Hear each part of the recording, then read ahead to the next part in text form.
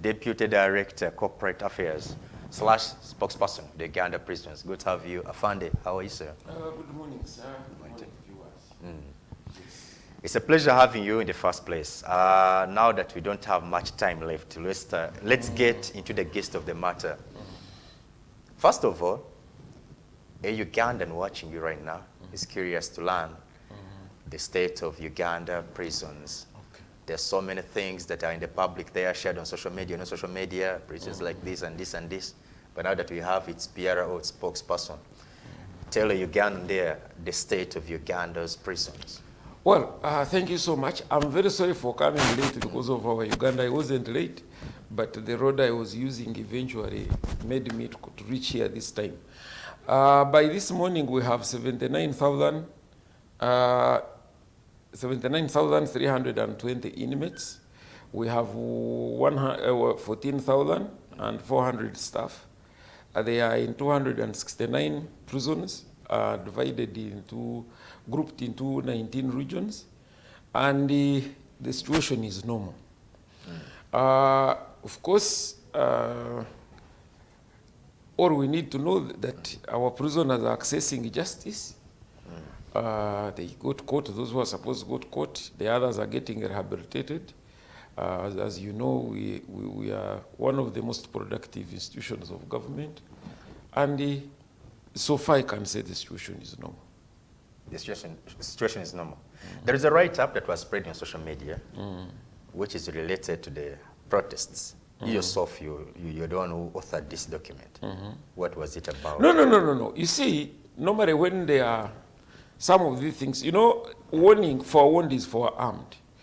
When the threats were coming up about these protests, the best thing we were to do was to alert our teams to make sure that you're expecting very many inmates. You know, with security, first of all, security is fed on a number of intelligence components, and in order to wait and react to a situation, it is always very good you become proactive.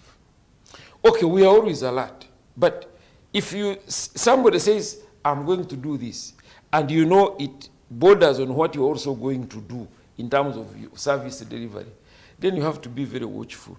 And that's why we had to tell them that you be watchful, restrict the movement of vehicles, try to be vigilant, because you can be surprised. In the neighborhood, that's how they surprised. You see, when they were burning embassies, entering parliament, so because they never prepared for them. Spill over to your premises. Yes, because you see, we take prisoners to court every day. Sure. Supposing you're on Kampala Road, and then the protesters are also on Kampala Road, and then you have these days we are even running these terrorists. They are also going to court. Now, supposing a scenario happens that these rioters make it hard for you to cross, or maybe even help some of those prisoners to escape. How do you account to the country that, you see, I didn't think things would be that bad? So it's better you prepare for the worst and you get the best. That's what it is all about. Say, please coordinate. Before you move prisoners, is the DPC aware? What is the situation? The DSO coordinated, so that you are not ambushed into confusion. You see, already they could be. You have been seeing the tendency that when there is a riot, government vehicles are targeted for burning, but that is money. So instead of insisting that I'm doing my job, then you end up causing a government loss of money. It is better you are alerted and then say, okay, before I send this vehicle, have I surveyed the route? Do I know which route it is supposed to take? Do I know? So you must take responsibility. That evening, on Tuesday, that is 23rd March, 23rd July rather, you had your population grow by some numbers. You had people sent to you. Yes. And Ugandans admired the swiftness the courts of law used it process to send to Mr. Baine's, Now, that is not my side. Me, I'm on the receiving end. Yes, and the point I want to point out to you is that, did you see this coming, that, we are likely to receive more people? Definitely, whenever there Because is of this commotion, protest. you're not taking from the history of the other, the 209 riots. Yes. Anything they call you that there is some commotion, you expect operation. And operation is massive. So massive, there must be massive arrests. So for us, actually, that's why I think I was on UBC, I told the people that, see, for us, as far as we're concerned, we are ready. Because we know what to expect. And that's why, okay, but still 60 people. That was not a small number or so. It wasn't.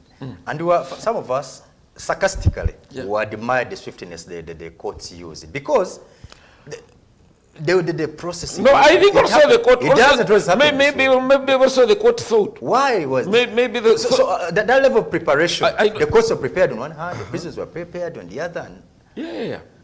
Because you see, supposing it's good it didn't continue, but supposing it was there on Tuesday, Wednesday, and Thursday, what would be the pile-up in the police? I think the beginning point is that the police didn't want to clog their cells, just in case the operation continued. People wish that they would, they wish they would be doing the same with other cases. There are certain special situations that warrant that. This was one of them. And you can see that this one was now one group of people. Normally these other arrests, you will get murderers and fighters, different categories, people for different reasons. Different, you may need first to listen to do that. But now these ones, they were walking in, you have got them in the act, you don't even need a binocular to check their background. So their cases were straightforward. So when you have a straightforward case, there is no reason to sit on it. To me, that's what I understand. But for us in prisons, we are recipients. Okay. We don't determine the speed of the other side. No. It's only coming back. Someone to better be prepared, please, because we are and that's why we agreed that Wakiso, according to the intelligence levels we are sharing, we agreed that Wakiso and Kampala, we suspend court for that day. Okay. But other places, all other places, courts moved on normally because there was no smoke smoldering anywhere. I found as we are about to get out of here because of time, Yes. there is a serious allegation I want to share with you. A serious one against the institution you speak for. Yes. There are some prisoners, convicts, that sometimes they are allowed to move out of your premises. Some of them even take trips abroad, come back. Now, others go out in the country, enjoy, come back. No, you have exaggerated it. Oh, so you've ever heard of this before? No. Prisoners, during daytime, walking out of the prison is not an allegation. I remember even one time they took photographs of prisoners in Namuongo. That's not what I'm talking about, Afande. Let me paraphrase my question. This is a serious one. High-profile people. That one can't happen. You see, high-profile people. Someone is convicted, but finds time. They leave the prisons. He goes, even visits his family. Mwonge. Let me tell you. That's why I told you it's an allegation. No. That one, I am now 29 years serving Uganda Prison Service. But I can assure you the moment you are behind us, you can only move out if it is within the legal situations. Like I was telling you about those ones who are about to go home. When a person has been in prison like for 15 years and you are going to reintegrate him, you don't simply open the gate and say, get away. Those are the ones you find that we call them that they go out on OC's order. You have to send him to the shop there. He comes back so that his eyes gets back to the public. But that you are going to be in prison and you get a chance that you go. First of all, how do you control somebody outside the country? Like I mentioned, high-profile people. No. And the other one is giving me names. I know that I cannot disclose those names here. But a high-profile person, he goes, finds time, runs his business, comes back. No, that is total speculation. If you want to confirm, you can ask the Rwakasisis when they were there. 27 years he was there, but did he have a chance to go out? Rwakasis wouldn't, of course, be given the chance, given the But I want to tell you, you see, you can take a simplistic thinking about this. You cross the line. That's when you'll understand. I don't want to cross that line, Mr. Afande. But that one remains a speculation. I am telling you. But have you heard of this before?